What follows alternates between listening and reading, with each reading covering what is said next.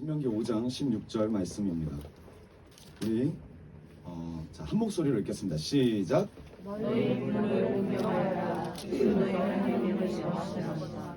그래야 너희는 주 너희 하나님이 너희에게 주는 인생을 산 복을 보리라.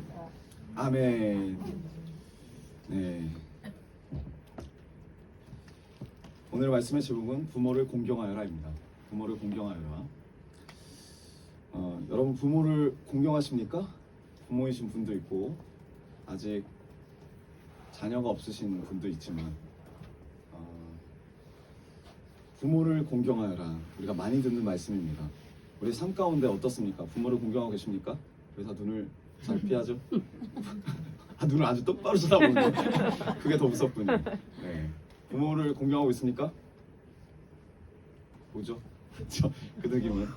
네. 우리가 많이 듣는 말씀입니다. 공경하라. 공경하라. 십계명의 지금 일부분이거든요. 이 공경하라는 히브리 말, 이 말은 무슨 말이냐면 카베드란 말인데 어떤 뜻이냐면 중량이 나가다, 무겁다, 괴롭다, 힘들다, 부유하다, 명예롭다, 영광스럽다. 무슨 뜻이 이렇게 많나? 네. 우리가 생각할 때 그냥 부모님한테 잘해라, 부모님을 섬겨라 이런 뜻으로 공경을 여러분들 생각하시면 좀 약간 다릅니다. 지금 말씀에 나와 있는 뜻은 이거를 진짜 원어 뜻대로 풀어서 설명하자면 이런 말이에요. 너의 부모를 중요한 존재로 여겨라. 왜죠? 무거우니까. 네, 무겁다는 뜻이 있다고 그랬죠. 너의 부모를 향해 힘을 써라. 그 부모님이 무거울 정도로 중요한 분이니까. 너의 부모를 위해서 괴로움을 담당해라. 왜냐면 괴롭다는 뜻도 있어요. 그리고 너의 부모를 위해서 그러니까 너의 부모를 부유하게 하라. 너의 부모를 명예롭게 하라. 너의 부모를 영광스럽게 하라. 네, 이게 히브리 원어의 뜻입니다. 이것도 참 버겁죠. 이렇게 사는 것도 쉽지가 않습니다. 우리 모두 다 부모님께 이렇게 주님의 말씀대로 잘 섬기시길 주님으로 축복합니다. 네. 근데 질문을 한번 해봐요. 해보길 원합니다. 근데 왜 그렇게 해야 되죠? 우리 MZ 세대들이 요즘 그렇게 말하잖아요. 뭐 하라 그럼 내가 왜 그렇게 해야 되죠? 라고 질문하는데 우리가 이렇게 생각하셔야 돼요. 왜 우리가 부모님을 섬겨야 하는가? 이 부모님이란 존재가 없으면 우리가 태어나지도 않았습니다. 이 땅에 있을 수도 없는 존재입니다. 우리가 이 말씀을 들을 수 있는 귀가 있고 이 말씀을 읽을 수 있는 눈이 있고 이 말씀을 볼 수 있는 그리고 읽을 수 있는 눈이 있다 그랬고 그리고 달려갈 수 있는 하나님께로 달려갈 수 있는 다리가 있고 그리고 남을 섬길 수 있는 손이 있고 다 누가 주신 거예요? 하나님이 부모님을 통해서 주신 겁니다. 이 모든 것들을 우리 부모님이 낳아주지 않으셨으면 우리는 소유할 수가 없어요. 우리 스스로 할 수가 없습니다. 그렇기 때문에 부모님을 공경하는 것은 마땅히 해야 할 일이에요. 우리가 그렇게 배웠고 그런 줄 알고 있습니다. 이 말이 무슨 뜻이냐면 이렇게만 딱 들으면 좀 약간 꼰대 같은 말인데 라고 들을 수도 있지만 어떤 의미를 갖고 있냐면 인간은 피조물이라는 말이에요. 피조물. 부모가 없는 인간은 없어요. 무조건 인간은 부모가 있습니다. 그 부모를 통해서 낳은 존재라는 거예요. 피조물이에요. 스스로 뭔가를 할 수가 없어요. 제가 이제 결혼을 하고 보니까 진짜 생명은 하나님이 주시는 선물 같아요. 생명은 진짜 선물입니다. 결혼하면 다 아이를 가질 수 있다라고 하는 것도 아니에요. 그것도 인간의 오만입니다. 하나님이 주셔야 가질 수가 있더라고요. 하나님이 주셔야. 우리 인간 스스로 생명을 가질 수가 없어요. 생명 가지는 것도 그것도 다 선물이에요. 여기 난임병원 여기 바로 옆에 엄청 유명한 데가 생겼어요. 그래서 저도 가봤습니다. 거기에 젊은 쌍부터 이제 나이가 좀 있으신 부부까지 다 있어요. 사람들이 생각할 때 인간은 할 수 있어. 인간은 능히 할 수 있어. 여기 오면 이 병원에 오면 우리는 무조건 생명을 얻을 수 있어라고 그 자리에 앉아 있는 사람 아무도 없어요. 그 자리에 앉아서 마음 가운데 다 기도해요. 도와달라고. 우리 스스로 이 생명을 얻을 수가 없습니다. 생명은 선물로 받는 거예요. 선물로. 스스로 우리 스스로 인간이 될 수가 없다는 거예요. 하나님이 도와주셔야 합니다. 하나님이 도와주셔야 돼요. 뭐 예를 들어서 우리가 어떠한 위치에 있는 사람이더라도 뭐 대통령이라도 BTS라도 집에 가면 누군가에게 잔소리를 듣는 사람이 될 수 있어요. 밥 먹어. 야, 쓰레기 좀 치우고 와. 누군가에게 꼭 들어요. 왜요? 들을 수 있는 부모가 있으니까. 말을 해줄 수 있는 부모가 있으니까. 인간은 스스로 살 수가 없어요. 부모의 도움과 부모의 사랑으로 말미암아 인간이 되어지는 거예요. 사람이 되어지는 겁니다. 여러분 어릴 때 귀저귀 찬 거 기억하십니까? 기억 안 나시죠? 네. 근데 기저귀 찬 거 우리는 기억 못 하지만 우리가 나도 기저귀를 찾겠다라고 생각하는 건 언제냐면 내가 나중에 결혼하고 자녀를 낳았을 때 자녀의 기저귀를 채우면서 그런 생각을 한대요, 사람들이. 저도 미리미리 준비하고 있습니다, 마음 가운데. 네. 아직 채워보진 않았는데 우리가 어렸을 때 기저귀 갈림당하는 거는 몰라요. 몇 번 갈림당하는지도 모르고 얼마나 그게 힘든지도 몰라요. 그런데 언제 알게 되냐면 내가 내 자식 기저귀를 갈 때쯤에 나도 아기 때 내 부모님이 이렇게 고생하셨겠구나. 사람은 어떤 존재냐면 늘 은혜를 받는 존재더라고요. 태어날 때부터 지금까지 내 스스로 이루어진 게 하나도 없더라고요. 다 주님의 은혜로 삶을 연장하고 교육받고 사랑받아 온 게 우리더라고요. 근데 우리가 이걸 망각하면 하나님 명령에 순종하고 싶지가 않아요. 부모님이 있는 것도 은혜더라고요. 주님이 주신 은혜. 나를 사랑하시는 주님의 마음이 느껴집니다. 그렇기 때문에 우리는 철저하게 이 은혜가 없으면 살 수가 없어요. 근데 짐승은 다르죠. 짐승은 태어나서 자기 혼자 걷잖아요. 자기 혼자 살잖아요. 웬만하면. 근데 사람은 안 그래요. 은혜가 있어야 돼요. 은혜가 있어야 돼요. 그걸 주님이 깨닫게 하기 위해서 부모라는 존재를 만들어주신 것 같아요. 그 부모를 통해서 은혜를 받고 네가 진짜 은혜를 받아야 할 대상은 누구라고요? 나다. 하나님이다. 여러분 누가복음 12장 24절 보겠습니다. 누가복음 12장 24절 주님 말씀하십니다. 네. 까마귀를 생각해 보아라. 까마귀에게 갑자하세요. 까마귀는 씨를 뿌리지도 않고 거두지도 않고 또 그들에게 곡간이나 창고도 없다. 까마귀는 창고가 없겠죠. 당연히. 네, 뭐 농사일도 안 합니다. 그러나 하나님께서 그들을 먹여주신다. 뭐로? 은혜로. 너희는 이 새보다 훨씬 더 귀하지 않겠니? 씨를 뿌리지도 않는데요. 노력하지도 않는데요. 투자하지도 않는데요. 미래를 생각하지도 않습니다. 거두지도 않는데요. 뭐 저금하거나 저축하지도 않는데요. 그럼에도 불구하고 하나님이 도와주신다는 거예요. 이 까마귀에게 창고도 없어요.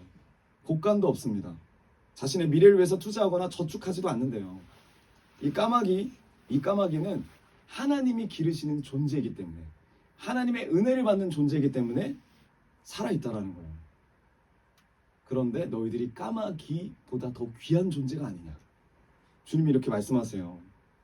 우리가 물질을 사용하는 범위에서도 하나님이 나를 기르신다는 믿음이 없으면 불안해요. 섬기는 것도 불안하고 물질을 심기도 불안하고 돈을 벌어도 힘들고 만약에 우리 안에 이 믿음이 없으면 우리는 고아입니다. 고아예요. 사생자들이에요. 우리 안에 이 믿음이 있기를 주님으로 축복합니다. 새보다 더 귀하대요. 새보다. 그런데 인간은 뭘 하고 있냐? 그 다음 절.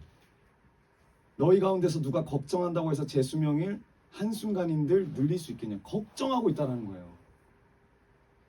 까마귀도 하나님 이렇게 사랑하시고 기르시고 축복해 주시는데 너희들이 이 까마귀보다 더 귀한 게 아니냐라는 이야기를 듣는 인간이 하는 일이 뭐냐면 걱정하고 있다는 거예요.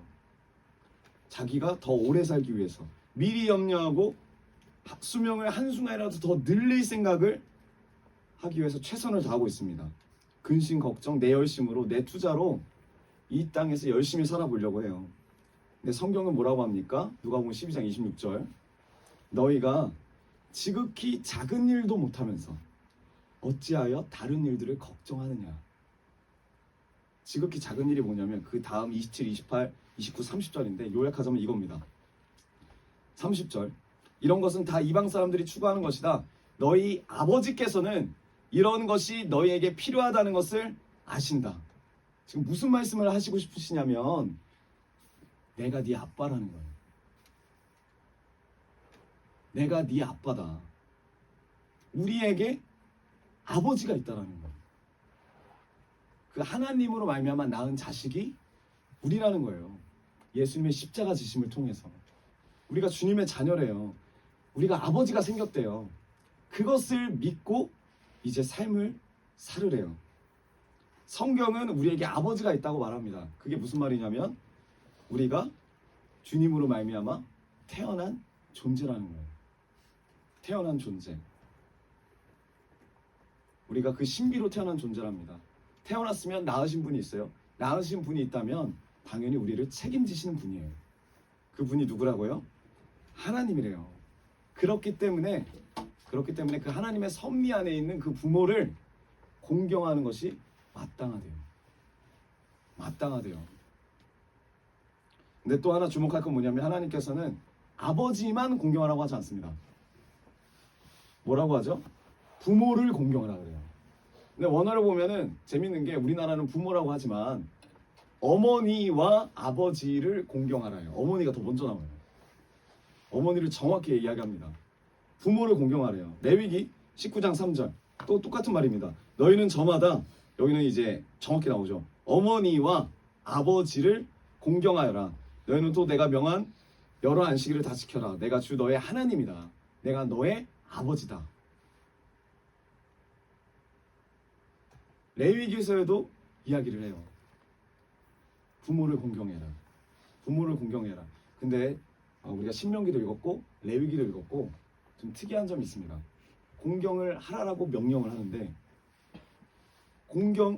경외나 공경을 받을 자격에 대해서는 이야기하지 않더라고요. 너희는 이러한 부모라면 공경해라. 너희는 이러한 부모라면 경외해라.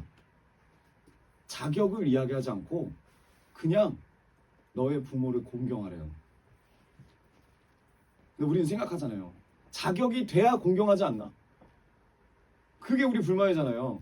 우리 아빠, 우리 엄마 부모답게 나를 키워줘야 내가 그 부모를 공경하지. 자격도 안 되면서 부모 대접 받으려고 하는 거 나는 못 보겠다, 못 하겠다. 우리가 그렇게 삽니다. 근데 지금 성경은 뭐라고 하냐면 자격을 이야기하잖아요. 자격을 이야기하지 않고 공경하라고 명령하십니다. 제가 이 말씀 준비하면서 부모님께 상처를 받은 영혼들이 이 말을 들으면 많이 불편하겠다라는 생각이 듭니다. 나도 공경하고 싶은데, 나도 부모를 경외하고 싶은데 자격이 돼야 하지. 내가 이렇게 상처를 받았는데 부모가 부모다워야 내가 좀 공경을 하지. 인생을 저렇게 사는데 우리 안에 반항이 일어나요. 그리고 이렇게 반항하는 사람이 적지 않습니다. 많습니다. 나는 부모처럼 살지 말아야지.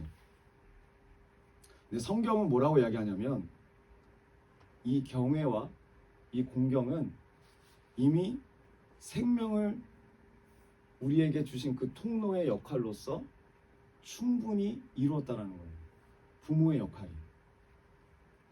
어떠한 자격이 중요한 게 아니라 하나님이 우리에게 생명을 주시는 통로로 사용되어지는 그 자체만으로도 충분히 그 부모에게 우리는 경외하고 그리고 부모를 섬겨야 되는 그러한 명령을 지켜야 되고 그 명령을 순종해야 된다는 거예요. 주님이 그렇게 말씀하고 계십니다. 우리가 자녀가 되었으면 이 공경과 경외를 함이 마땅하다라고 계속 명령하고 계십니다. 이 부모는 뭡니까? 우리 한 걸음 더 나가서 보면은 여러분 자녀는 어떤 존재냐면 하나님께 생명을 선물로 받고 자녀가 된 거예요.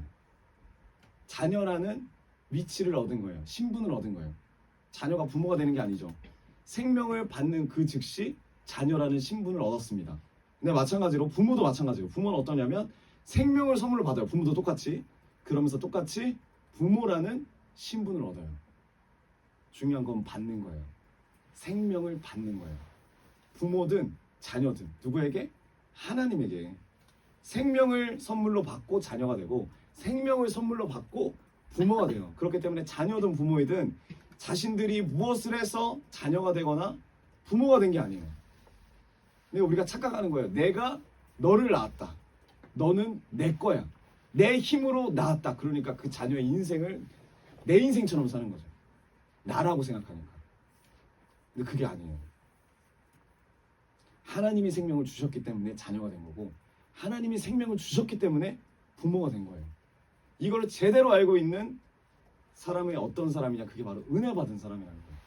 내가 은혜를 받았기 때문에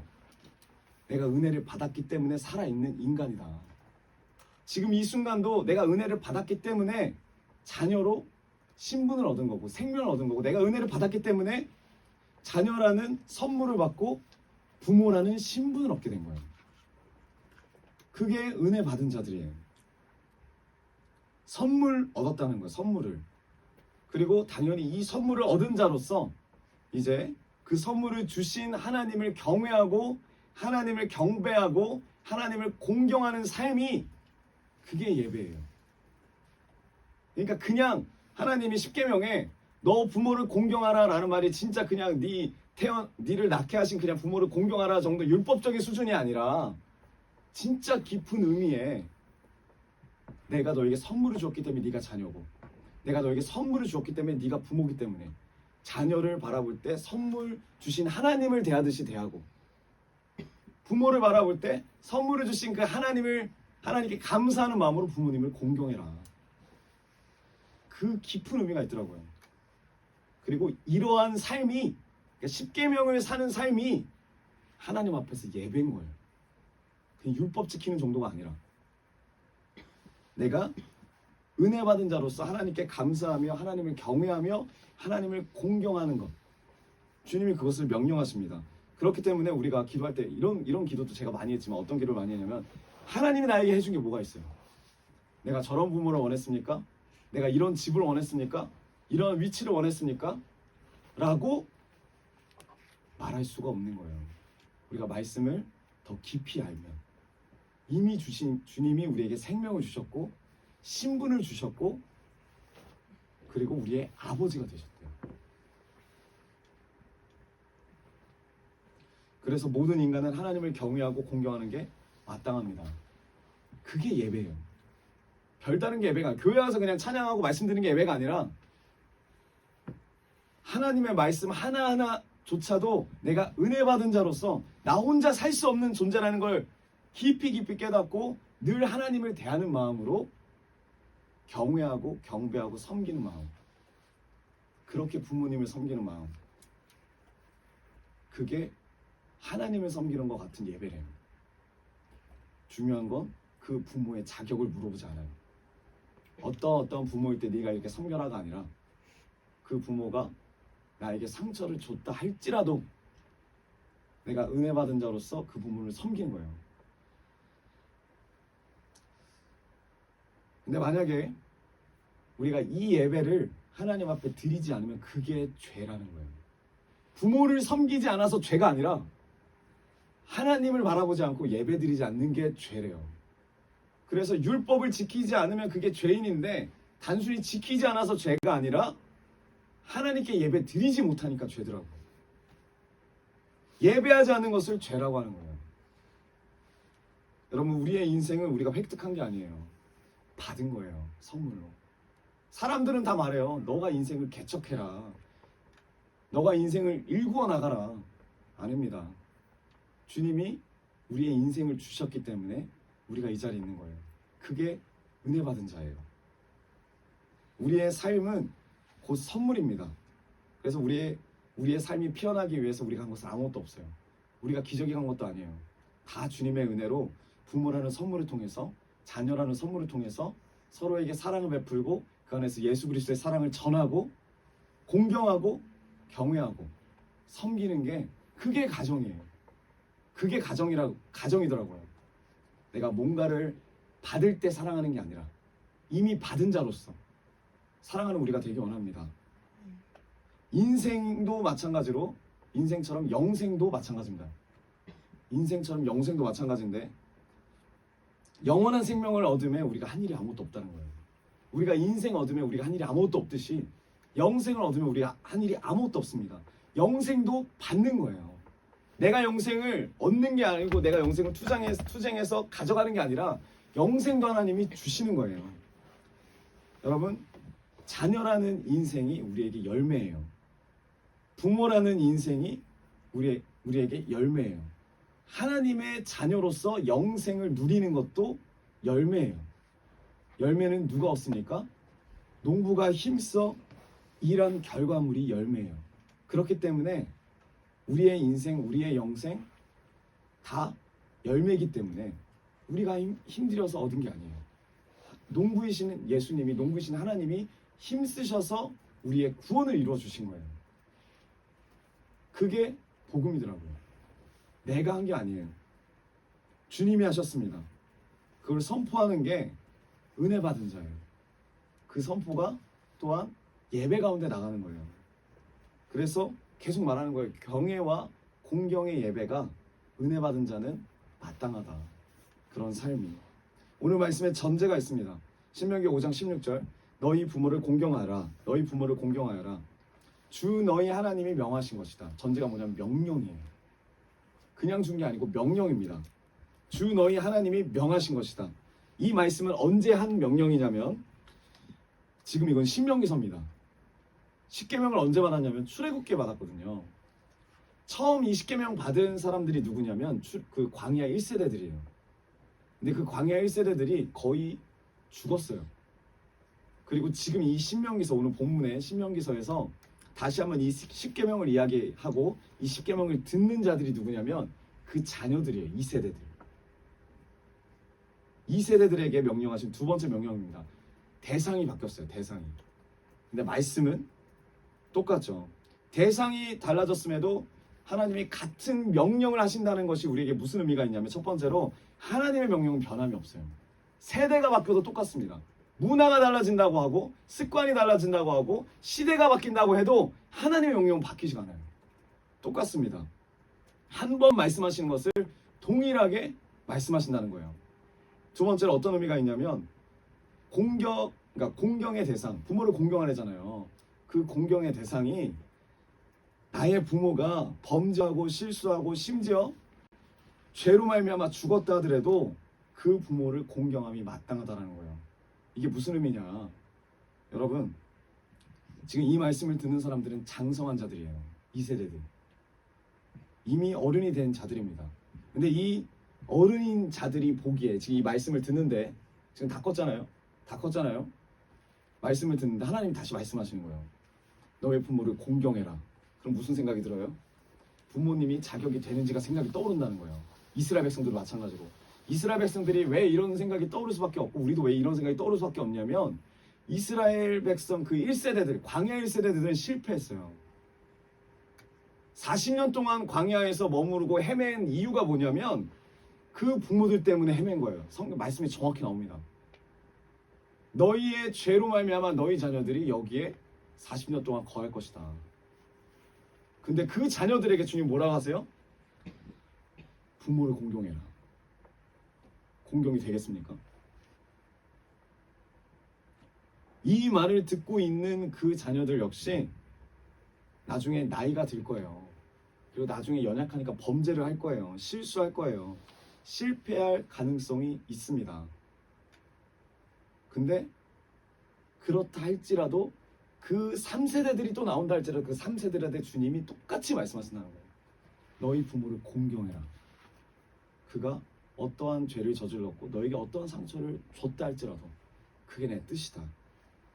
주님이 말씀하시는 거예요. 그 부모의 자격에 상관없이 선물을 받은 자의 삶을 살기를 원하시고 더 나아가서 자신의 판단이 아니라 부모는 이래야 돼, 부모는 저래야 돼 이런 판단이 아니라 하나님이 진짜 원하시는 게 뭐냐면 하나님의 권위 아래에서 삶을 살기 원하는 거예요.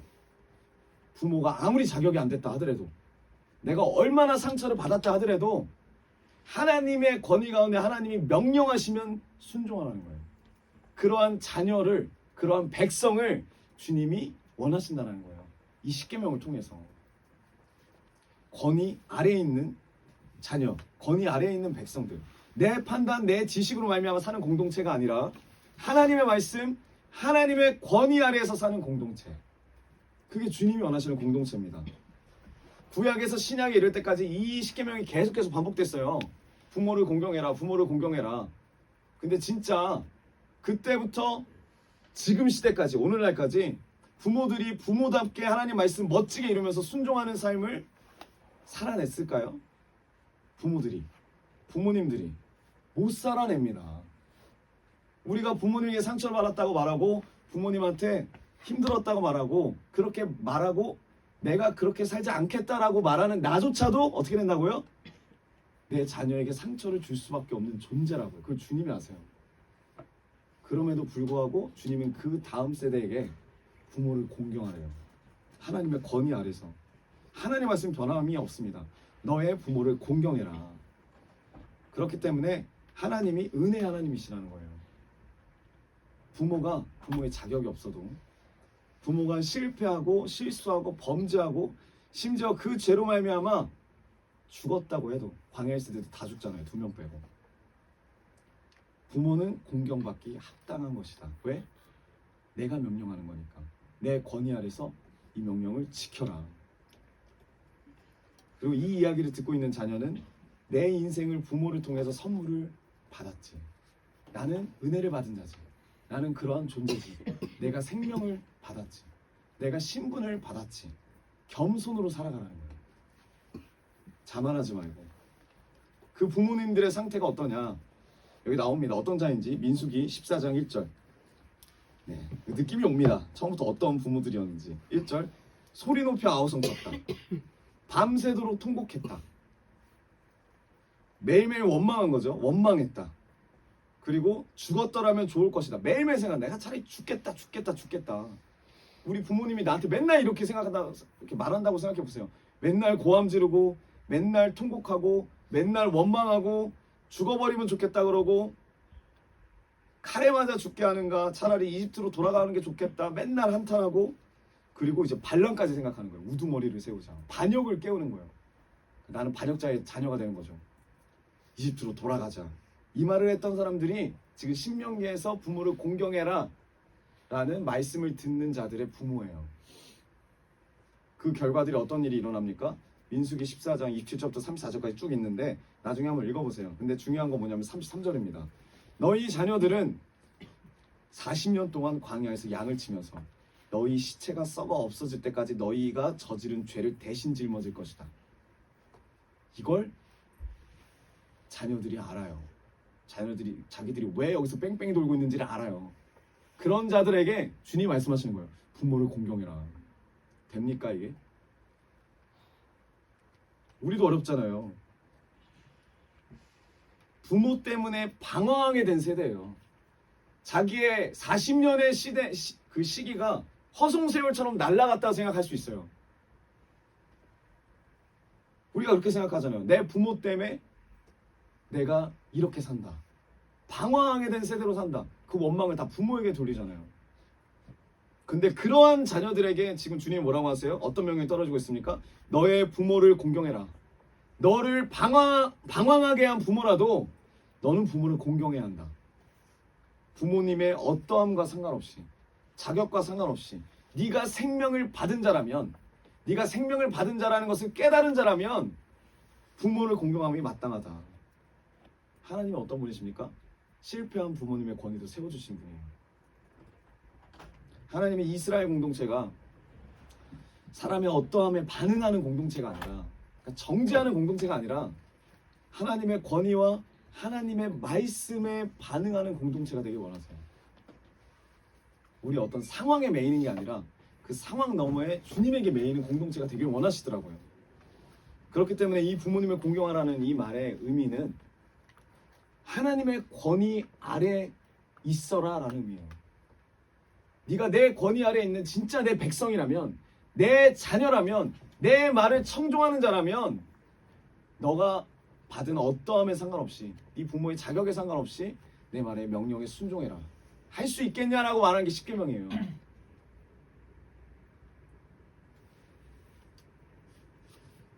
우리가 만약에 이 권위 아래 없다면 어떻게 할까요? 그냥 박차고 나가겠죠. 난 싫어. 내 인생이 누구 때문에 이렇게 됐는데 난 싫어. 하나님께서 공경하라고 명령하신 그 부모는 실제로 공경하기 힘든 부모일 거예요. 여러분, 우리가 그 심리학은 이렇게 말해요. 우리가 상처가 치유돼야 부모를 사랑할 수 있다? 그건 우리 노력이죠. 우리 노력으로 절대 치유할 수가 없어요. 그래서 가상의 아빠를 만들어 놓고 이렇게 막 안아주고 막 그래서 상처를 치유했다는데 그거는 진짜 말 그대로 쇼죠, 쇼.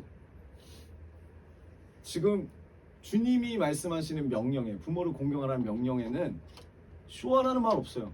네 마음이 풀릴 때까지 내가 기다리겠다는 게 아니에요. 내가 명령하니 들어라. 왜? 너는 더 큰 은혜를 받은 자니까. 생명을 받은 자니까.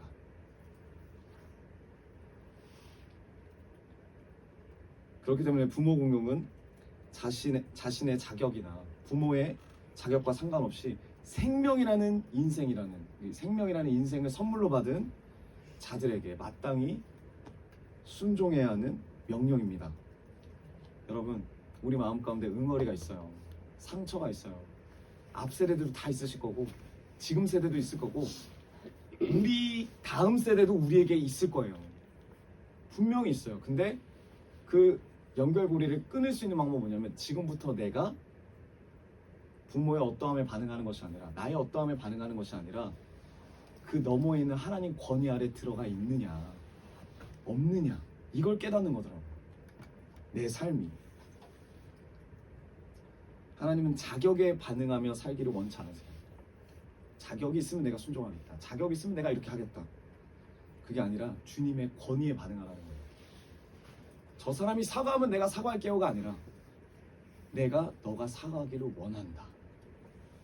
내가 너 얼마나 너를 사랑하는지 알잖아. 그 하나님과의 친밀한 관계가 하는 거예요. 주님, 내가 예수 그리스도의 이름으로 저자를 용서합니다. 라는 말은 제가 말씀드렸죠. 예수 그리스도 안에서 친밀한 관계를 가지고 그 사랑으로 말미암아 저 사람을 용서하겠습니다. 라는 의미더라고요. 그리고 이것이 바로 장수의 비결이래요. 5장 16절 어떻게 끝납니까? 그래야 너희는 주 너희 하나님이 너희에게 준 땅에서 오래 살면서 복을 누린다. 이 말은 뭐냐면, 그러니까 복 받으려면 공경해라. 이게 아니라 이 말이에요. 하나님의 권위에 도전하는 자가 오래 살 수 있겠냐? 섬뜩하죠. 섬뜩한 거예요. 이 말은. 근데 이거를 기복주의로 생각하면은 부모 공경하면 오래 산대. 부모 공경하면 복 받는데. 복 받으려면 부모 공경. 이건 진짜 이용하는 거지, 이용하는 거.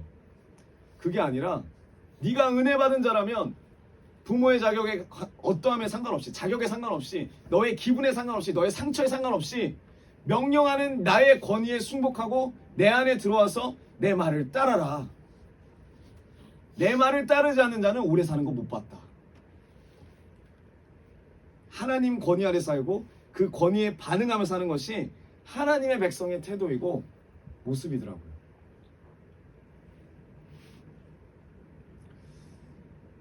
저는 목사님이나 홍세사님한테 정말 많이 순종하려고 노력했습니다.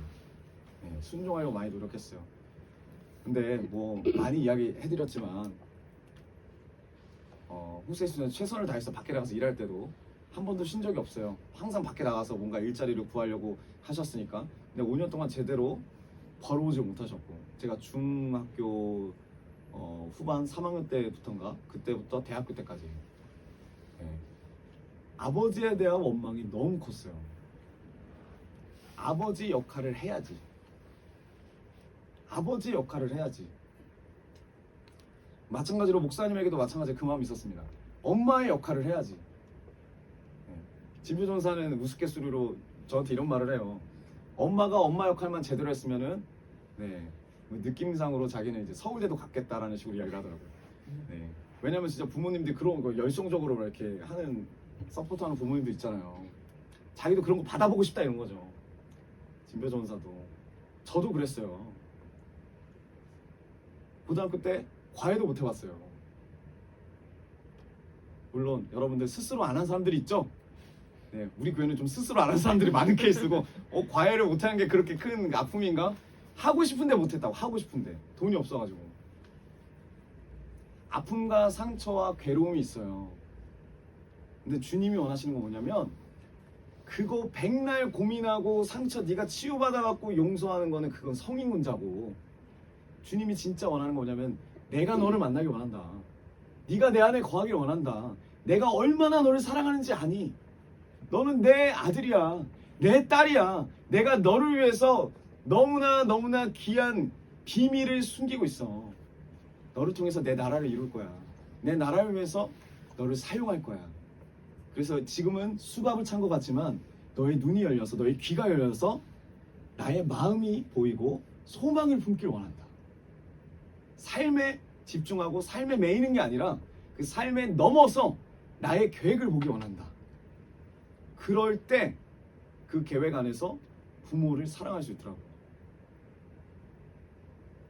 저는 오랫동안 제 마음 가운데 이게 풀려야 사랑할 수 있다고 생각하고 지냈습니다. 안 풀려요. 원망만 더 쌓이고 아쉬움만 더 커져갈 뿐이지. 어떨 때 풀려요? 내가 하나님을 만날 때, 은혜를 받은 자라는 게 확신이 올 때, 내 모든 고난이 주님의 사랑하심으로 다가올 줄 믿습니다. 이 율법은 신약까지 이어지는데 에베소서 6장 1절에 4절 보겠습니다. 자녀된 여러분, 똑같이 말해요. 자녀된 여러분, 주 안에서 여러분의 부모에게 뭐라고 합니까? 순종하십시오. 이것이 옳은 일입니다. 너의 부모를 공경하라고 하신 계명은 약속이 딸려있는 첫째 계명입니다. 너가 잘되고 땅에서 오래 살 것이다 하신 약속입니다.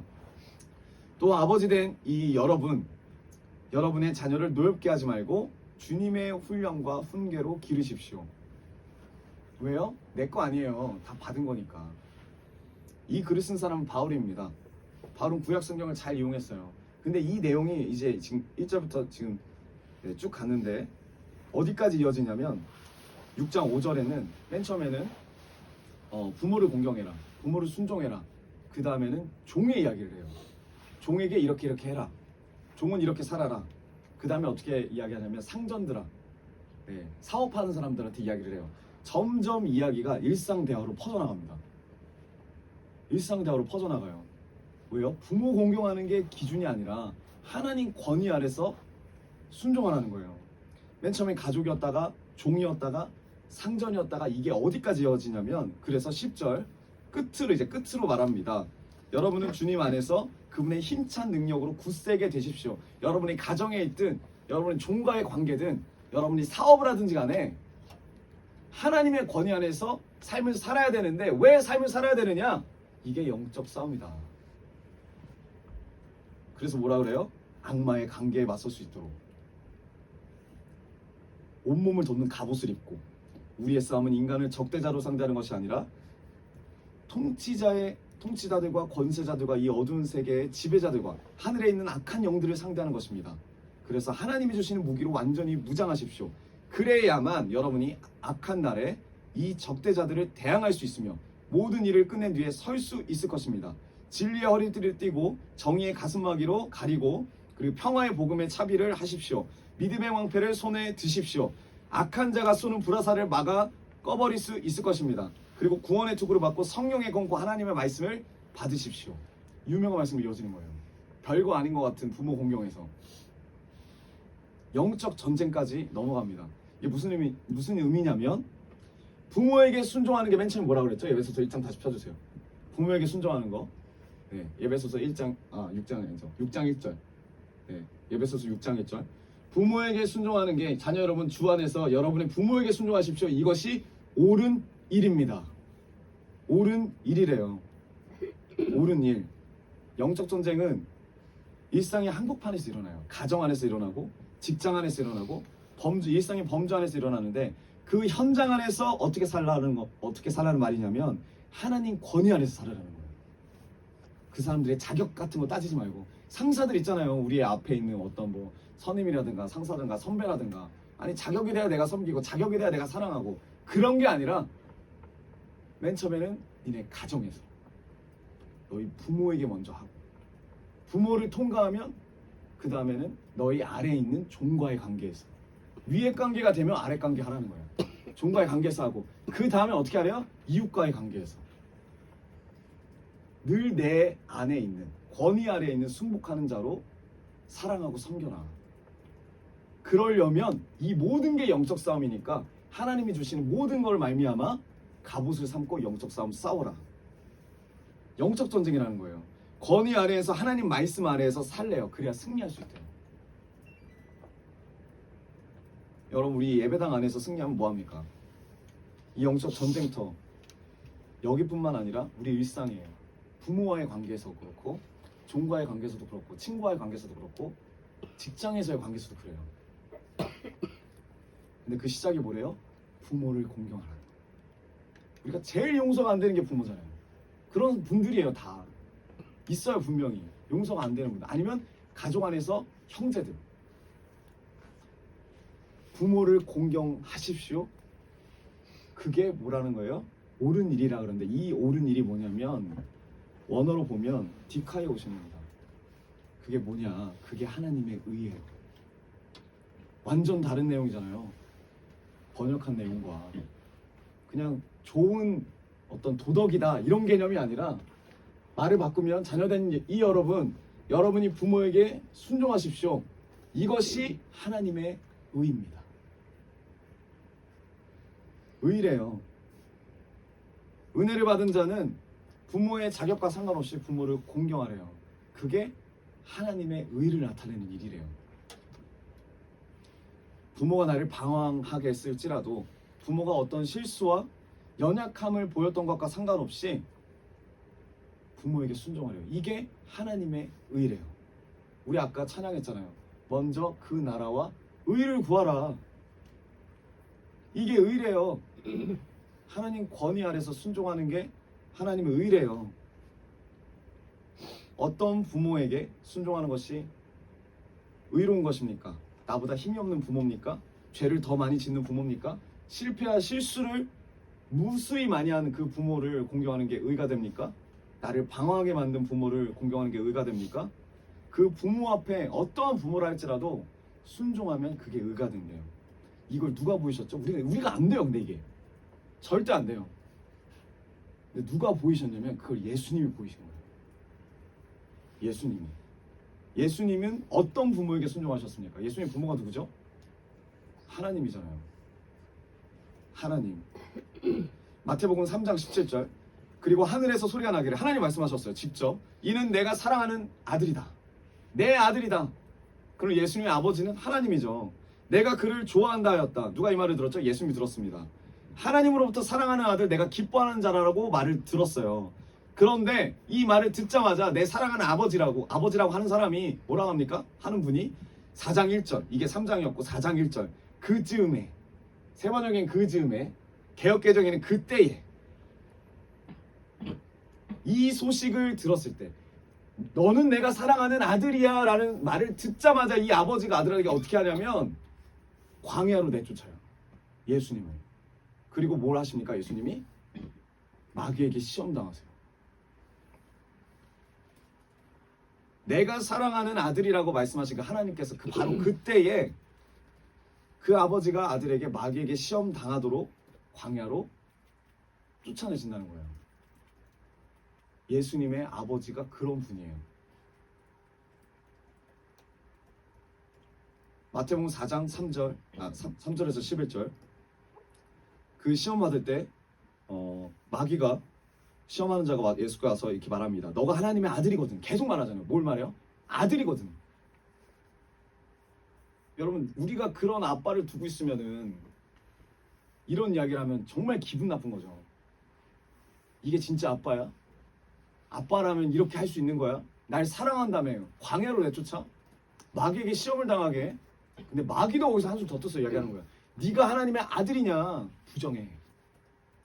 아들이거든. 돌들을 빵으로 바꿔봐라. 6절에 또 말하죠. 너가 하나님의 아들이거든. 하나님의 아들이거든. 계속 이야기합니다. 결국 어떻게 해요? 예수님이 승리하시죠. 승리하시는데 그럴 때마다, 승리하실 때마다 이 예수님이 어떻게 행동하셨는지가 바로 이 십계명의 내용이에요. 부모에게 공경하라. 네 부모가 너에게 어떻게 했던 자격과 상관없이 예수님을 쫓아냈던 그 하나님께 예수님이 지금 어떻게 하시냐면 그 하나님의 권위 아래서 행동하시는데 모든 시험을 뭘 어떻게 이기시냐면 이 마귀의 시험을 어떻게 이기시냐면 성경에 기록하기를. 다 그렇게 말합니다. 자, 4장 4절 예수께서 대답하세요. 성경에 기록하기를. 그게 무슨 말이에요? 우리 아버지가 말씀하시기를. 아버지라고 말을 해요. 인식을 하는 거예요. 성경이 기록하기를 쭉 이야기하고 7절에 또 성경에 기록하기를 쭉 이야기하고 10절에 성경에 기록하기를. 네가 하나님의 아들이거든 해봐. 야, 근데 그런 아버지가 진짜 아버지 맞냐? 그 아버지 우리 아버지 맞아. 그 아버지가 말씀하시기를, 그 아버지가 말씀하시기를, 그 아버지가 나의 아버지니까 나의 아버지가 말씀하시기를 주 너의 하나님께 경배하고 그분만을 섬겨라. 마귀를 내쫓습니다. 승리합니다. 예수님은 감정으로 이 상황 바라보지 않아요. 이 어려운 시험을 자기 판단으로 이 상황을 바라보지 않고 어떻게 해요? 말씀으로. 기록된 말씀의 권위 아래 계셨다는 거예요. 그게 부모를 공경하는 모습이에요. 예수님이 먼저 보이시더라고요. 이 모든 시험을 동일한 표현으로 이기시는 거예요. 성경에 기록하기를. 우리 아버지가 말씀하시기를. 우리 아버지가 말씀하시기를. 비록 하나님은 이 성령 하나님은 이 아버지는 아들 예수를 시험 있는 광야로 내쫓습니다. 그런데 예수님은 어떻게 해요? 하나님을 아버지로 여기세요. 그 아버지가 나에게 어떻게 했든지 간에 그 아버지를 공경하시는 거예요. 그 아버지의 권위를 말씀 가운데 신뢰하는 거예요. 그 권위를 믿는 거예요. 그 권위 가운데 선포하면서 승리하더라고요. 근데 예수님이 진짜 이 아버지, 나중에 예수님 받는 고난, 여러분, 예수님 홀로 있을 때 침묵하셨고, 하나님이 외로울 때도 침묵하셨고, 예수님이 목 놓아 부르짖을 때도 아무 말 없던 부모가 바로 하나님이에요. 심지어 수치와 모욕과 침뱉음과 뺨 맞음까지 당하고 결국 십자가에 매달려 돌아가셨을 때도 죽도록 내버려 둔 게 부모예요. 그게 하나님이에요. 그 부모 앞에서 이 예수님의 모든 일들은, 예수님의 그 좁은 길은 다 부모에게 공경하는 예표였어요. 삶이시더라고요. 예수님은 고난과 수치와 십자가에 떠넘겨진 그 아버지 앞에서 죽기까지 순종하셨다는 말이 이 말이더라고요. 그래서 그 예수님을 가리켜서 말하잖아요. 예배소서에 부모를 공경하십시오. 그것이 하나님의 의입니다. 근데 공경이 안 돼요. 우리가 유일하게 공경하신 분이 누구예요? 예수님이라고. 그래서 말하는 거야. 예수 하나님의 공의, 주 독생자, 쭉 나오는 거죠. 예수 그리스도가 하나님의 의예요. 그것이 옳으니라. 그래서 로마서 3장 21절에 말씀이 나옵니다. 그러나 이제는 율법과 상관없이 하나님의 의가 나타났습니다. 그것은 율법과 예언자들이 증언한 것입니다. 이 의는 법칙이나 계명이 아니라 살아계신 하나님의 아들 예수 그리스도라고 저는 믿어요. 예수 그리스도가 그 의예요. 유일하게 이 공경하라라는 하나님의 명령을 순종하신 분. 그 부모가 어떻든 간에, 자격이 있든 없든 간에 어느 누구도 지금까지 이 옳은 일을 한 자는 없어요. 아무도 없어요. 다 자기 판단으로 부모가 부모다야 공경을 하지. 부모가 잘해주면 내가 공경을 하지 않겠어. 부모가 잘해주면 내가 사랑하지 않겠어. 다 전부 기브 앤 테이크예요. 그래서 이때까지 의가 없었대요. 이 땅 가운데. 근데 하나님의 의가 나타날 수가 없는데 예수님이 이 땅 가운데 오셔서 예수님이 이 땅에서 행하신 모든 일들이 하나님의 의였대요. 이게 옳으니라. 그걸 예수님이 나타내 보이신 거죠. 그래서 로마서 3장 22절 어떻게 이어집니까? 하나님의 의는 예수 그리스도를 믿는 믿음을 통하여 오는 것인데, 우리가 나눴죠. 예수 그리스도의 믿음을 통해서 온다고요. 우리가 믿는 게 아니라 주님의 믿음을 통해서 옵니다. 하나님의 의로 예수 그리스도가 나타나셨기 때문에 그 십자가에서 말 같지도 않은 하나님의 명령 앞에서 순복하시고 죽임당하셨기 때문에 지금 우리에게 우리의 인생이 있어요. 우리의 영생이 있어요. 이 인생과 영생이 우리가 선물로 받아진 거예요. 우리가 얻은 게 아니라 우리가 이 말씀을 받는 겁니다. 우리가 이 말씀을 받고 이 은혜를 받았다면 이런 말을 할 수가 없어요. 부모가 나한테 뭐라고 했다. 부모가 나에게 해준 게 없다. 그래서 나는 부모를 공경하지 않겠다라고 말할 수가 없는 거예요. 이런 자들은 내 판단 아래서 살겠다라는 거예요. 부모가 뭘 해주면 살겠다. 근데 주님이 원하시는 건 뭐예요? 하나님의 권위 아래서 순종하기를 원하세요. 나의 어떠함이 아니라 하나님 앞에서 순종하신 그 예수님, 하나님의 권위 안에서 사셨어요. 그 결과 우리가 염치 없이 하나님의 자녀가 되었고 예수 그리스도의 제자가 되었고 그분이 우리의 스승이 된 거예요. 그 스승이 우리에게 뭐라고 하십니까? 내가 걸어간 길을 따라와라. 예수의 길을 따라와라. 그럼 오늘 우리는 아무 할 말이 없습니다. 따라오라고 할 때 따라갈 수밖에 없어요. 여러분 어디에 우리가 반응하면 사실 겁니까? 내 눈과 내 감정에 따를 겁니까? 내 상처에 따를 겁니까? 아니면 하나님의 권위와 하나님의 말씀을 따라가실 겁니까? 예수님이 이미 그 길을 걸어가셨어요. 우리가 부모의 용서가 안 된다면 내 의로 용서하는 게 아니라 예수님이 이미 그 길을 걸어가셨기 때문에 순종하셨기 때문에 부모를 공경하셨기 때문에 우리도 그 길을 따라가야 될 줄 믿습니다.